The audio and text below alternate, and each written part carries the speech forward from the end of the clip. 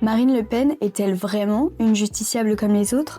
De nouveau devant les tribunaux, après avoir fait appel de sa condamnation en mars dernier. Rappelez-vous, elle avait été jugée pour détournement de fonds publics et emploi fictif et avait écopé de 4 ans de prison ferme dont 2 ans sous bracelet électronique et 5 ans d'inéligibilité avec exécution provisoire, c'est-à-dire immédiate. Cette sentence avait choqué le parti et une partie des médias parce qu'elle remet en question la candidature de Marine Le Pen au présidentiel de 2027.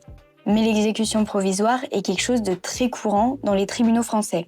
Déjà, selon le ministère de la Justice, 58% des personnes incarcérées le sont dans le cadre d'une exécution provisoire, c'est-à-dire sans avoir pu faire appel directement après leur premier jugement. On peut aussi noter que près de 30% des personnes en prison le sont dans le cadre d'une détention préventive, c'est-à-dire avant même leur premier jugement. En théorie, la détention préventive ne s'applique qu'aux personnes accusées de délits ou de crimes graves et doit rester exceptionnelle quand il s'agit de préserver des preuves ou l'intégrité de certaines personnes ou pour éviter que la personne ne fuit par exemple. Mais dans les faits, cette mesure est loin d'être rare et ce sont avant tout les personnes les plus précaires qui sont le plus susceptibles de finir en détention préventive.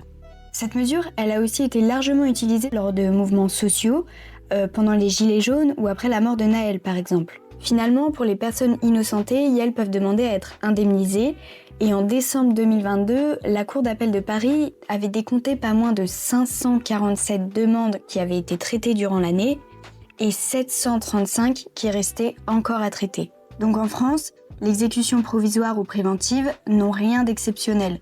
Ce qui l'est en revanche, c'est les passe-droits dont a bénéficié Marine Le Pen tout au long de cette affaire. La plupart des justiciables attendent 1 an, voire 1 an et demi avant de pouvoir passer devant la cour d'appel.